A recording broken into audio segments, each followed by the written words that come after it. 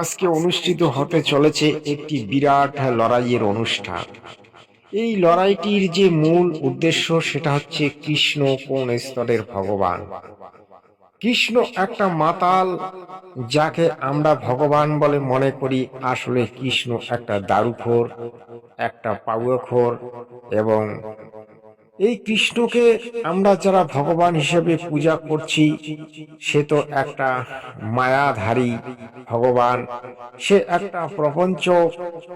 এটা নিয়ে আজকে দীনকৃষ্ণ ঠাকুর মহাশয় কিছু তত্ত্ব তুলে ধরবেন এবং জগৎগুরু তত্ত্বদর্শী সন্ত রামপাল মহারাজের শিষ্যরা সদ গ্রন্থ থেকে এ প্রমাণ করে দেবেন। অপরদিকে এই যে মহিলা যিনি চিৎকার করছেন কৃষ্ণ কৃষ্ণ বলে, আপনারা অনেকেই চেনেন, তার নাম হচ্ছে শম্পা গোস্বামী। এই মহিলা কৃষ্ণকে একেবারে অবতারের গোড়া, একেবারে পরমেশ্বর, একেবারে সচ্চিদানন্দ ঘনব্রহ্ম, মানে কৃষ্ণ ছাড়া আর কোনো গতি নেই। এই মহিলা অনবরত চিৎকার করে কীর্তন আসরগুলি মাতিয়ে তোলেন। আজকে সেটাই প্রমাণ হবে সেই কৃষ্ণ একটা মাতাল, যিনি দারুখোর ছিলেন। এবং এই কৃষ্ণের পূজা করলে আসলে মানুষের সর্বনাশ ছাড়া আর ভালো একটাও হয় না, যেটা আমরা অনেক সাধুগুরু বৈষ্ণবের মুখে শুনেছি। যেমন একটা প্রবাদ বাক্য আছে, যে করে কৃষ্ণের আশ তার হয় সর্বনাশ। তবু সে যদি না ছাড়ে পাস, কৃষ্ণ নাকি হয় তার দাসের দাস। আরে ভগবানের পূজা করলে আবার মানুষের কোনোদিন সর্বনাশ হয় নাকি? তাহলে সে কেমন ভগবান? তার পূজা করে যদি আমার সর্বনাশই হয়, আমি তার পূজা কেন করব? আর সে কেমন ভগবান, সে সর্বনাশ থেকে রক্ষা করতে পারে না? আসলে কৃষ্ণ কোনো ভগবানই নয়, যেটা দীনকৃষ্ণ ঠাকুর মহাশয় তুলে ধরেছিলেন এবং তার উপর অত্যাচার হয়েছিল। আজকে আমি প্রমাণ করে দেব যে এই কৃষ্ণ আসলে একটা মাতাল ছিল, দারুখোর ছিল, এবং সে মায়াধারী ভগবান বললে ভুল হবে। সে এই জগতে কামনা বাসনা সৃষ্টি করেছিলেন, হাজার হাজার গোপীর সঙ্গে লীলা করেছিলেন, 5-6টা যার স্ত্রী ছিল। হ্যাঁ, এগুলো কি ভগবানের লীলা নাকি একটা, কি বলবো দর্শক, বলতেও আমার লজ্জা করছে। তো শুনতে থাকুন। সাধের কৃষ্ণ ভজনের মানব জন্ম পেয়েছি বাবা। কি জন্য পেয়েছিলাম? সংসারের মধ্যে আমার আমার করে মারামারি কাটাকাটি করার জন্য? কৃষ্ণ ভজিবার তরে সংসারে আইনো, মিছে মায়ায় বদ্ধ হয়ে বৃক্ষ সম হইল। এসেছিলাম কৃষ্ণ ভজন করব বলে। সময় কোথায়? মায়া তো আমাদেরকে গ্রাস করে নিয়েছে। এমন ভাবে মায়া গ্রাস করেছে যে আমরা আমাদের ঠিকানাটাও ভুলে গেছি। কি আমার পরিচয়, কোথায় আমার ঘর? ওই যে মাটা ওইদিকে পিছন ঘুরে আছে, আমার দিকে একটু ঘুরতে বলুন তো, আমার দিকে তাকান। ওই দিকে কিছু নেই, এই দিকে। আচ্ছা মা বলুন দেখি, আপনার বাড়ি কোথায়? ব্লু কালারের যে চাদরটা গায়ে দেওয়া, আপনি বলুন আপনার বাড়িটা কোথায়? বলুন বলুন না, জিজ্ঞাসা করছি তো, বাড়িটা কোথায়? হ্যাঁ, জোরে বলুন। আমি তো আপনার মেয়ের মতো, লজ্জার কি আছে? বাড়ি নেই? বাড়ি নেই আছে, ঠিকানা কোথায়?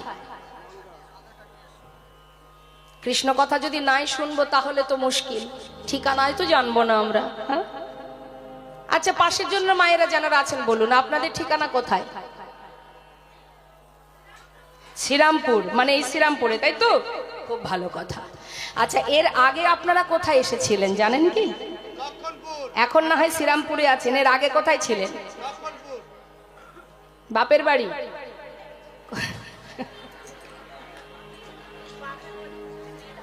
ভালো কথা, বাপের বাড়ি ছিলেন। বাপের বাড়ি আসার আগে কোথায় ছিলেন জানেন? কি গো মা, জানেন না তো? আচ্ছা যখন মারা যাবেন, সবাই আমরা মরবো, তা মারা যাবার পর কি আবার শ্রীরামপুরেই থাকবো? থাকবো না। তাহলে আগে কোথায় ছিলাম জানি না, আবার মরার পরে, মৃত্যুর পরে কোথায় যাব সেটাও জানি না। জানি না তো, যেতে তো হবেই, যেখান থেকে আসা সেখানেই যাওয়া। তাহলে এটা আমার ঠিকানা হয় কি করে? এখানে তো দুদিনের জন্য আসা, 100 বছর পরমায়ু কলিজীবের, তাও 100 বছর কেউ বাঁচে না, খুব কম, একজন দুজন বাঁচে কিনা জানি না। 60 পার হলেই সর্বনাশ, আর বোধহয় বাঁচবো না। আমার তো এখনই মনে হয় আমি বোধহয় আর বাঁচবো না। তাহলে মা, আগে কোথায় ছিলাম জানি না, পরে কোথায় যাব জানি না, এখানে আছি গরব করে। কেউ যদি আমার অ্যাড্রেস জিজ্ঞাসা করে, আমি আধার কার্ড আই কার্ড দেখিয়ে দিই, এই দেখো আমার ঠিকানা। কিন্তু এটা তো দুদিনেরই ঠিকানা, আসল ঠিকানাটা কোথায় আমার? যেখান থেকে এসেছি সেখানে আধার কার্ড চলবে না। तुम कहां से आए हो और जाओगी कहा, इतना दिल विचार लो बस हो गया भजन। রাম ভক্ত তুলসীদাস বললেন, আগে ভাবো তুমি কোথা থেকে এসেছো আর কোথায় যাবে, তুমি জানো কোথায় যাবে? প্রিয় দর্শক, আমি বলছি তুমি কোথায় যাবে। আপনি জানেন গীতায় বর্ণনা করা আছে, একটা হচ্ছে শুক্লপক্ষ, একটা হচ্ছে কৃষ্ণপক্ষ।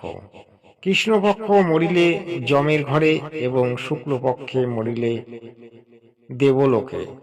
তারপরেও নাকি আরো লোক আছে, সেই লোকেও যাওয়া যায়। সেই লোকটা সম্পর্কে আমি ভিডিও শেষে বর্ণনা করব, যেটা সকলেরই জানা প্রয়োজন। ভিডিওটি শেষ পর্যন্ত দেখবেন। আমার উপরে তাদের রাগ কেন? রাগ শুধু এই কারণে, দীনকৃষ্ণ ঠাকুর কৃষ্ণকে অসুর বলে। ওরে ভাই, আমি বলিনি, বেদ বেদ বলছে, ঋগ্বেদ নবম মণ্ডল, অষ্টম মণ্ডল, দশম মণ্ডল। এখানে যতগুলো মানুষ আছে, যদি বলি বেদ পড়েছে, কষ্ট কোন জায়গায় লাগে জানেন? বেদ পড়া তো দূরের কথা, অনেকে চোখে দেখেনি, শুধু নামটা শুনে। আরে ভাই, দীনকৃষ্ণ ঠাকুর যে বইয়ের নামগুলো বলে অন্তত খুলে দেখো। মহাভারত কৃষ্ণকে মুসলমান বলছে, মহাভারত কৃষ্ণকে মুসলমান বলছে। ভালো করে শুনে রাখো, তোমরা যারা আমাকে বাবা বলে ডাকো, এই জায়গায় কলা পাতা মুখস্থ করে আমি আসিনি, রীতিমতো স্টাডি করে এসেছি, পড়াশুনো করে।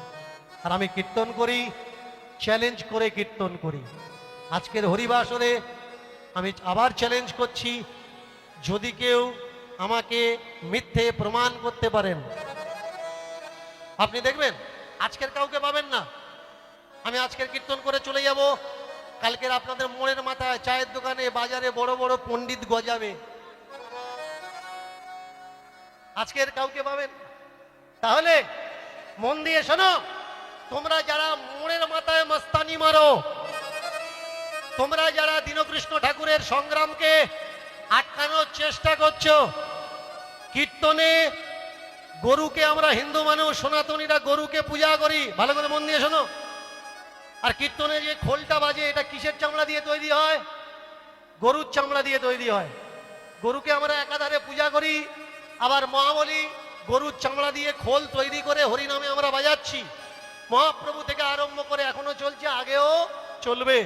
তোমরা যদি কোনো পণ্ডিত ব্যক্তি বলতে পারো নবদ্বীপের বুকে প্রথম গরুর চামড়া দিয়ে খোল কে তৈরি করেছে, তাহলে বলবো হ্যাঁ, তুই পড়াশুনো করেছো। আর তা না হলে মোড়ের মাথায় মোস্তানি মারা বন্ধ করো। আমি কথা দিচ্ছি, আমার একটা যুক্তি যদি কেউ বলতে পারে আমি ধর্মকে নষ্ট করার চেষ্টা করছি, আমি বলছি আমি সেদিন থেকে কীর্তন করব না, কীর্তন করা ছেড়ে দেব। তাহলে আমি কি করতে চাচ্ছি ভালো করে শুনুন, ভুল ইতিহাসকে নতুন করে লেখানোর চেষ্টা করছি। আমাদের যা সিলেবাসে যা ইতিহাস পড়ানো হচ্ছে, ভুল ইতিহাস পড়ানো হচ্ছে, 80% উপরে ভুল ইতিহাস। কারণ সিলেবাস যারা তৈরি করছে তারা চাচ্ছে আপনারা এই পড়ুন, সত্যকে আপনার থেকে দূরই রাখা হচ্ছে। শুনুন, আমার এই চিৎকার করা, চেল্লামিল্লি করা, এটা কেন? এই আওয়াজটা তাদের কাছে পৌঁছে দেওয়া যে আমাদের ভারতবর্ষের মূল সত্য তথ্য ইতিহাসকে আমাদের হাতে দাও। একজন মেয়ে ছেলের ঘটনা আমি দর্শক, তাহলে এবার প্রমাণ করতে চলেছি যে কৃষ্ণ যে একটা মাতাল ছিল এবং তিনি যে দারু পান করতেন, সেটা একদম আপনাদের ধর্মগ্রন্থের মধ্যেই প্রমাণ আছে। সেই প্রমাণটা দেখুন। আর জগৎগুরু ততদর্শী সন্ত রামপাল মহারাজের শিষ্যরা দেখাবেন। এবং শ্রীকৃষ্ণের পূজা করলে কি গতি হয় সেটাও পরিষ্কার হয়ে যাবে।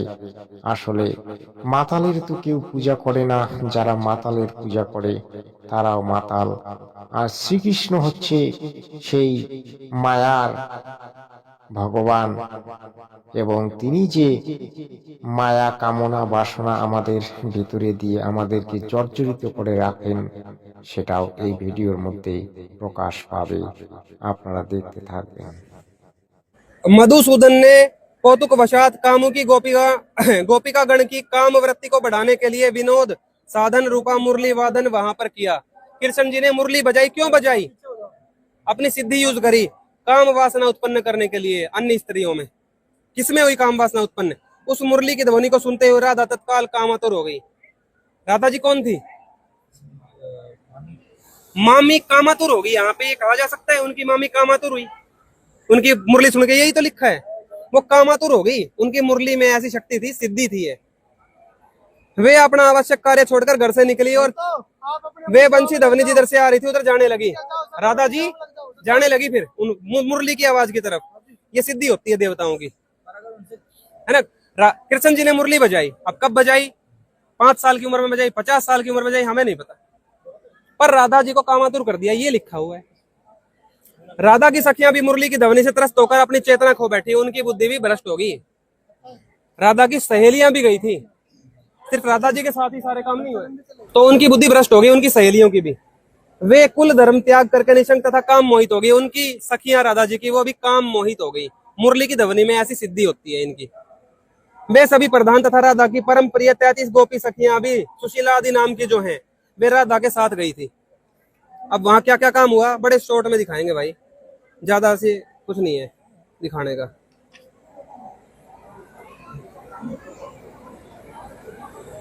ये देख लो जी।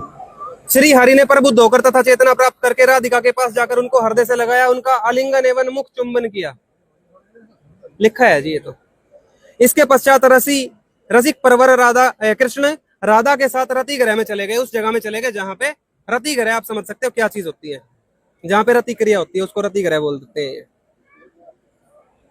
बड़ा शॉर्ट में दिखाऊंगा आपको, क्योंकि बहुत गलत कथा है और बहुत लंबी है, बहुत शॉर्ट में दिखाऊंगा आपको। ये देखो, इन सबके केश मुक्त थे, बाल खुले हुए थे, वे नग्न थे, नंगे थे। यही सब स्पष्ट हो जा रहा है, बताने की कोई डिफाइन करने की जरूरत ही नहीं है, सब समझदार है। भग्नाभूषण वाले, बिखरी वेशभूषा वाले, कामावेश में मत तथा सुध बुध खो बैठे थे। कृष्ण तथा राधा ये दोनों श्रृंगार एवं काम शास्त्र के पारंगत थे। इसमें लिखा है कृष्ण जी और राधा जी काम शास्त्र, काम सूत्र के पूरे ज्ञानी थे। पढ़ने में भी बहुत बुरा लग रहा है, क्योंकि लोग भगवान मान के इन देवताओं की पूजा करते हैं, पर ये दिखाना जरूरी है, आंख खुलेंगी हमारी ऐसे। काम शास्त्र के ज्ञानी थे, भगवान के ज्ञान के कोई ज्ञान नहीं था इन दोनों को भी। ये वृंदावन में रहने वाली, अच्छा वो कहते हैं उधर भी কৃষ্ণ কিভাবে নারীদেরকে মোহিত করতেন আপনারা শুনলেন। রাধাজি ছিল তার মামি, কিন্তু সে বাঁশির সুরে রাধাজিকে মোহিত করতেন এবং নদীর তীরে অথবা জঙ্গলে নিয়ে গিয়ে তার সঙ্গে রতিক্রিয়া করতেন। তাহলে কৃষ্ণ কত বড় একটা পাজি বা কৃষ্ণ কত বড় একটা জোচ্চোর ছাগল, সেটা আপনারা বুঝতে পারলেন। এবং ওই সময় বৃন্দাবনের তথা মথুরার নারীদেরকে তিনি বাঁশির সুরে মোহিত করতেন। মোহিত করে তিনি নিজেই রতিক্রিয়া ঘরে নিয়ে গিয়ে সেখানে আনন্দে বিহার করতেন। তাহলে দর্শক বুঝতে পারলেন এই কৃষ্ণের চরিত্র। আসলে কৃষ্ণকে আমরা সকলেই যতটা মহান মনে করি, কৃষ্ণ কিন্তু আসলে মহান নয়। কৃষ্ণ হচ্ছে ওই গোপীদের গোপেশ, অর্থাৎ তিনি বেশ ওই রতিক্রিয়া সম্পর্কে তার বিশদ জ্ঞান ছিল এবং বেশ ভাবে তিনি রতিক্রিয়া করতে জানতেন। তাহলে আমরা কিভাবে এই ধরনের লোককে ভগবান হিসেবে মানব? এই জন্যেই সাধুগুরু বৈষ্ণবের মুখে আমরা শুনতে পেয়েছি যে কৃষ্ণের পূজা করে তার সর্বনাশ হয়। কারণ ওই কথায় বলে না, পাগলে কিনা বলে আর ছাগলে কিনা করে। তো এই সমস্ত ছাগল পাগলের পূজা করলে তো তার সর্বনাশ হবেই। আসুন তাহলে সত্যটা আরো জানার চেষ্টা করি। প্রিয় দর্শক, এবারে আমি যেটা আপনাদেরকে শোনাতে যাচ্ছি, এই যে কৃষ্ণ যাকে আমরা ভগবানের আসনে বসিয়ে পূজা করি, সে কিন্তু বাস্তবে মদিরা পান করত, মানে দারু পান করত, তার প্রমাণটা আমরা এখনই নেব। জগৎগুরু তত্ত্বদর্শী সন্ত রামপাল মহারাজের একজন প্রিয় শিষ্য, তার নাম হচ্ছে প্রণয় ভগতজি। আমি তার কাছ থেকে শুনবো এই কৃষ্ণ কি সত্যিই দারু পান করত। হ্যাঁ, কৃষ্ণ দারু পান করত, যেটাকে মানে মদিরা বলা হয়। উনি দারু পান করত।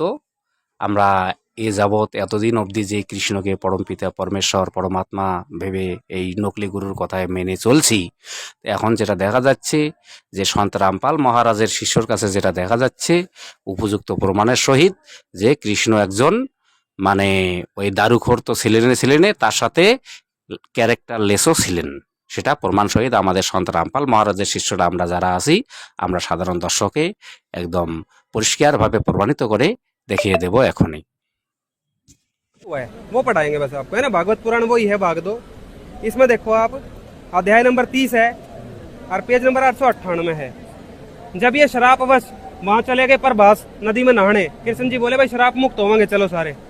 तो वहाँ क्या हुआ था, बस थोड़ा सा दिखाओगे जो आप पूछ रहे थे। वहाँ पहुंचकर यादवों ने यदुवंश शिरोमणि भगवान श्री कृष्ण के आदेश अनुसार वहाँ नहाया धोया, फिर खाना पीना शुरू करा। क्या करा वहाँ, वे उस मेरेक नामक मदिरा का पान करने लगे। क्या कर रहे थे, शराब पी रहे थे, मेरेक मदिरा पान कर रहे थे, जिसके नशे से बुद्धि भ्रष्ट हो जाती है। वह पीने में तो अवश्य मीठी लगती है, परंतु परिणाम में सर्वनाश करवाने वाली है। आगे लिख रखा है यादवों का सर्वनाश हो गया वो पी कर उड़े। एक बात तो बताइए मेरे ज्ञान करियो भैया बोलिए। तब ना প্রিয় দর্শক, এবারে জগৎগুরু তত্ত্বদর্শী সন্ত রামপাল মহারাজের শিষ্যের কাছ থেকে জানার চেষ্টা করব যে আমাদের এই যে ধর্মগুরুরা কেন এতদিন এই সমস্ত গ্রন্থের কথা আমাদের সামনে তুলে ধরেননি। এ নিয়ে জগৎগুরু তত্ত্বদর্শী সন্ত রামপাল মহারাজের প্রিয় শিষ্য প্রণয় ভগতজি তিনি আপনাদেরকে দু চার কথা শোনাবেন। প্রিয় দর্শক, যাই হোক, ইউটিউবার বা আমার প্রিয় দোস্ত যে কথাটা আজকে জিজ্ঞাসা করলেন যে সন্ত রামপাল মহারাজের শিষ্যদের কাছে যেটা জানার পর, কেননা আমিও ওই লাইনেরই পূর্বে যে ভক্তি আমার পূর্বজ করিয়ে আসছে এই ধর্মগুরুর কথায় আমিও করতাম। কিন্তু যখনই দেখলাম এই ধর্মগ্রন্থে যা যা লেখা আছে, আমার শ্রী শ্রী সন্ত রামপাল মহারাজ নিজের স্কুলের বাচ্চাকে যেরকম একজন শিক্ষক আঙ্গুল দিয়ে দেখিয়ে দেন, ঠিক সেইভাবে আমার শ্রী শ্রী সন্ত রামপাল মহারাজ আমাদের যে পবিত্র সদ্গ্রন্থ শ্রীমদ্ গীতা এবং যত পুরাণ আছে, যত ধর্মগ্রন্থ শাস্ত্র আছে, সব উনি আঙ্গুল দিয়ে দেখে দিলেন। তখন আমার নিজের চোখটা খুলে গেল যে বাস্তবিক রূপে আমরা এই নকলি ধর্মগুরুর কথায় কৃষ্ণকে যে পরমাত্মা ভেবে চলছি এখন সম্পূর্ণটাই ভুল। এই হচ্ছে আমার কথা। তা আপনারা শুনলেন জগৎগুরু তত্ত্বদর্শী সন্ত রামপাল মহারাজের মহান বাণী বা তার শিষ্যের কাছ থেকে যে মহান বক্তব্য আপনারা শুনতে পেলেন। এবার আপনারা আপনাদের রায় কমেন্টে জানাবেন। এই বলে এখানেই শেষ করছি। সৎ সাহেব।